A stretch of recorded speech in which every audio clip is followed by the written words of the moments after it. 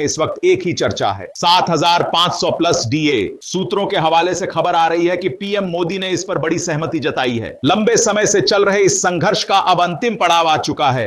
अशोक रावत जी के नेतृत्व में एनआईसी में बदलाव देखा। सुप्रीम कोर्ट ने सरकार को साफ संदेश दे दिया है कि अब और इंतजार मुमकिन नहीं है। जब पेंशनरों के खाते में बढ़ी हुई राशि का संकेत मिल जाना चाहिए, सरकार के पास अब समय कम है। यह दावा किया जा रहा है कि इस बार पेंशन 1,000 या 2,000 नहीं बल्कि सीधे 7,500 प्लस डीए के फार्मूले पर लागू होगी। हक नहीं मिला तो चुनाव नहीं मिलेगा।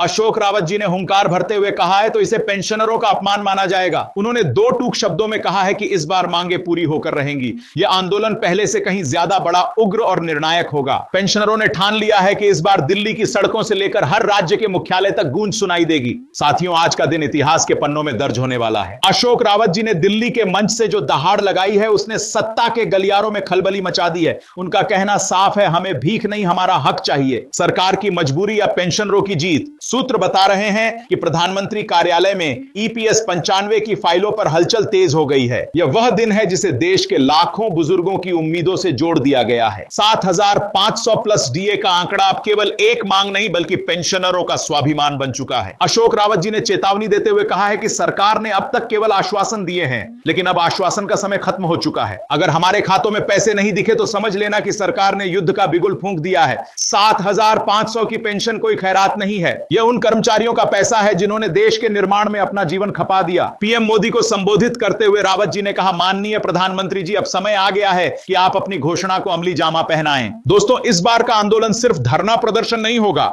हर गांव, हर शहर से पेंशनर सड़कों पर उतरेंगे। आंदोलन तब तक नहीं रुकेगा जब तक सीधे बैंक अकाउंट में 7,500 की एंट्री नहीं हो जाती। दोस्तों, सवाल सिर्फ 7,500 का नहीं है। सवाल उस सम्मान का है जो एक कर्मचारी को रिटायरमेंट के बाद मिलना चाहिए। अशोक रावत जी ने साफ कर दिया है कि तारीखें बहुत मिली, अब हमें नतीजा चाहिए। सूत्रों का दावा है कि वित्त मंत्रालय और श्रम मंत्रालय के बीच एक गुप्त मीटिंग हुई है। इस मीटिंग का मुख्य एजेंडा ईपीएस 95 पेंशनरों की मांगों को बजट सत्र से पहले सुलझाना है। प्रधानमंत्री मोदी जानते हैं कि देश के बजट के लिए 2 करोड़ बुजुर्गों की दुआएं कितनी कीमती हैं, इसीलिए एक मास्टर स्ट्रोक ऐलान की उम्मीद की जा रही है। लेकिन रावत जी कच्चे खिलाड़ी नहीं है। उन्होंने अपनी रणनीति के 2 हिस्से रखे हैं। अब या तो निर्णय लेना होगा या फिर यह स्वीकार करना पड़ेगा कि जिन लोगों ने जीवन भर योगदान दिया उनकी अनदेखी जानबूझकर की जा रही है। आप यह समझिए कि जब संसद की कोई समिति इस तरह से किसी विषय पर स्पष्ट दिशा निर्देश देती है तो उसका मतलब केवल सलाह देना नहीं होता। इसका अर्थ यह होता है कि उस विषय पर सरकार की जवाबदेही तय कर दी गई है। अब अगर निर्णय में देरी होती है तो सवाल सिर्फ बाहर से नहीं बल्कि संसद के भीतर से भी उठेंगे। यही वजह है कि इस बार श्रम मंत्रालय ने इस सिफारिश को हल्के में नहीं लिया है। अंदर खाने जो जानकारी सामने आ रही है उसके अनुसार इस विषय पर गंभीर स्तर पर काम शुरू हो चुका है। विभिन्न आंकड़ों को इकट्ठा किया जा रहा है। यह देखा जा रहा है कि अगर न्यूनतम पेंशन को सम्मानजनक स्तर तक बढ़ाया जाता है तो उसका वास्तविक वित्तीय असर क्या होगा और उसे किस तरह से संतुलित किया जा सकता है। आपको यह भी जानना चाहिए कि पेंशन भोगियों की मांग केवल राशि बढ़ाने तक सीमित नहीं रही है। वर्षों से यह आवाज उठती रही है कि पेंशन को महंगाई से जोड़ा जाए ताकि भविष्य में फिर से यही स्थिति ना बने,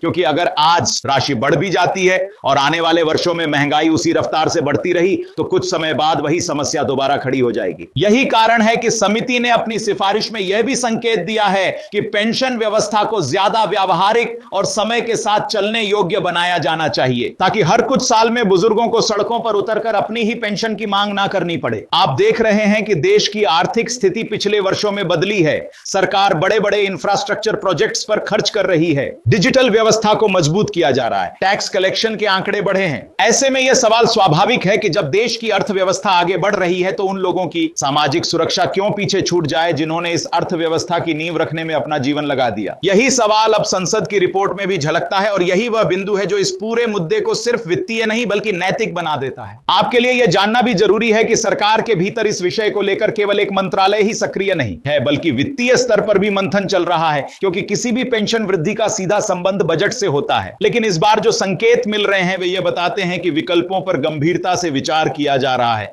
अलग अलग मॉडल देखे जा रहे हैं। यह गणना की जा रही है कि किस तरह से इस भार को चरणबद्ध तरीके से संभाला जा निकाला जा सकता है ताकि व्यवस्था पर अचानक दबाव ना पड़े और पेंशन भोगियों को भी राहत मिल सके। आप शायद यह भी महसूस कर रहे होंगे कि इस पूरे विमर्श में एक बड़ा बदलाव आया है। पहले जहां पेंशन भोगियों की मांग को बोझ के रूप में देखा जाता था, अब उसे जिम्मेदारी के रूप में देखने की शुरुआत हुई है। यह बदलाव अचानक नहीं होता, इसके पीछे लगातार उठती आवाजें, मीडिया का दबाव और सबसे अहम बात पेंशन भोगियों का धैर्य और एकजुटता है जिन्होंने हार नहीं मानी और हर स्तर पर अपनी बात रखते रहे। अब इसी के साथ एक और बड़ी खबर भी सामने आती है जो सीधे सीधे आपके वर्तमान और भविष्य दोनों से जुड़ी हुई है, क्योंकि सिर्फ पेंशन ही नहीं बल्कि भविष्य निधि से जुड़े करोड़ों लोगों के लिए भी बड़े बदलाव लागू किए गए हैं। यह बदलाव कागजों में नहीं बल्कि रोजमर्रा के अनुभव में महसूस होने वाले हैं। आपने शायद खुद भी कभी ना कभी यह महसूस किया होगा कि अपने पीएफ खाते से जुड़ा कोई छोटा सा काम कराने के लिए भी कितनी बार दफ्तरों के चक्कर लगाने पड़ते थे, कितनी बार फॉर्म अटक जाते थे, कितनी बार छोटी सी गलती बड़ी परेशानी बन जाती थी। अब व्यवस्था को उस दिशा में बदला जा रहा है जहां आपको बार बार किसी के सामने हाथ जोड़ने की जरूरत ना पड़े, जहां आपकी पहचान, आपकी जानकारी और आपका पैसा एक पारदर्शी और सुरक्षित सिस्टम के भीतर रहे। प्रोफाइल अपडेट से लेकर खाते के ट्रांसफर तक की प्रक्रिया को आसान बनाने की कोशिश इसी सोच का हिस्सा है, ताकि कर्मचारी सिर्फ काम के दौरान ही नहीं बल्कि उसके बाद भी व्यवस्था पर भरोसा कर सके। आप सोचिए कि अगर किसी व्यक्ति ने कई साल अलग अलग कंपनियों में काम किया है और हर बार उसका पीएफ ट्रांसफर अटक जाता है तो वह पैसा होते हुए भी उसके काम का नहीं रहता। अब इस समस्या को समझते हुए प्रक्रिया को सरल किया गया है ताकि नौकरी बदलने पर आपका पैसा आपके साथ चले, कहीं अटका ना रहे। यही असली वित्तीय सुरक्षा होती है, सिर्फ जमा राशि नहीं बल्कि उस तक समय पर पहुंच। आप यह भी महसूस करेंगे कि जब प्रक्रियाएं डिजिटल होती हैं तो केवल सुविधा ही नहीं बढ़ती बल्कि पारदर्शिता भी आती है। अब जॉइंट डिक्लेरेशन जैसे मामलों में आपको यह सोचकर परेशान नहीं होना पड़ेगा कि फॉर्म कहां गया, किस टेबल पर अटका, किसके हस्ताक्षर बाकी हैं। अब आप खुद देख पाएंगे कि आपका मामला किस चरण में है।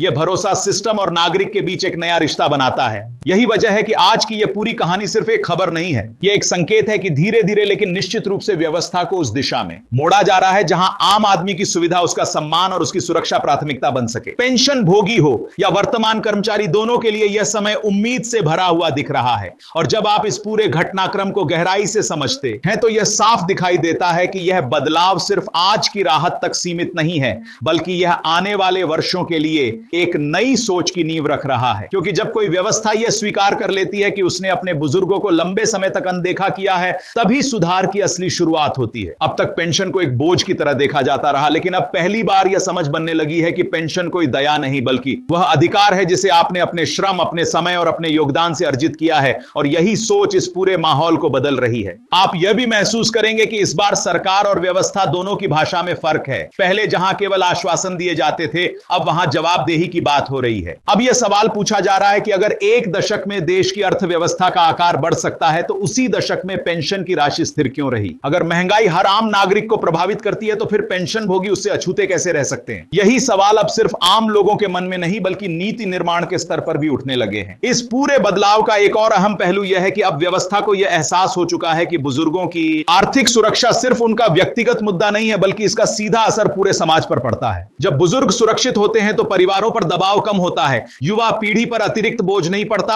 और समाज का संतुलन बना रहता है। यही कारण है कि विकसित देशों में पेंशन और सामाजिक सुरक्षा को सबसे ऊंची प्राथमिकता दी जाती है। और अब भारत भी धीरे धीरे उसी दिशा में कदम बढ़ाता दिखाई दे रहा है। आपको यह भी समझना चाहिए कि यह बदलाव सिर्फ एक वर्ग के लिए नहीं है, यह हर उस व्यक्ति के लिए एक संकेत है जो आज काम कर रहा है, जो आज भविष्य के लिए योगदान दे रहा है। क्योंकि आज अगर पेंशन भोगियों को न्याय मिलता है तो कल आपको भी यह भरोसा मिलेगा कि जब आप सेवानिवृत्त होंगे तो व्यवस्था आपको अकेला नहीं छोड़ेगी। यही भरोसा किसी भी देश की सबसे बड़ी पूंजी होता है। अब जिस तरह से पूरी प्रणाली को डिजिटल और केंद्रीयकृत किया जा रहा है उसका एक बड़ा फायदा यह भी होगा कि भविष्य में किसी भी तरह की गड़बड़ी या देरी को तुरंत पकड़ा जा सकेगा। पारदर्शिता बढ़ेगी और जवाबदेही तय होगी। जब सिस्टम साफ होता है तो भरोसा अपने आप पैदा होता है और यही भरोसा नागरिक और सरकार के बीच दूरी को कम करता है। आप यह महसूस कर सकते हैं कि यह पूरा घटनाक्रम एक साथ कई स्तरों पर बदलाव ला रहा है। एक तरफ पेंशन की राशि को लेकर उम्मीद जगी है, दूसरी तरफ उसे समय पर और बिना परेशानी के पाने की व्यवस्था मजबूत की जा रही है, और तीसरी तरफ यह संदेश जा रहा है कि सामाजिक सुरक्षा को अब टालने का विषय नहीं बल्कि प्राथमिकता का विषय माना जाएगा। यह समय सिर्फ खुश होने का नहीं बल्कि सजग रहने का भी है, क्योंकि अभी अंतिम फैसला आना बाकी है। लेकिन इतना तय है कि अब यह मुद्दा पीछे नहीं जाएगा। अब यह सवाल हर उस मंच पर उठेगा जहां नीतियां बनती हैं। और यही लोकतंत्र की सबसे बड़ी ताकत होती है कि जब आम आदमी की आवाज लगातार और शांतिपूर्ण तरीके से उठती है तो उसे सुना जाना तय हो जाता है। अगर आप आज इस खबर को सुन रहे हैं तो आप सिर्फ एक अपडेट नहीं सुन रहे,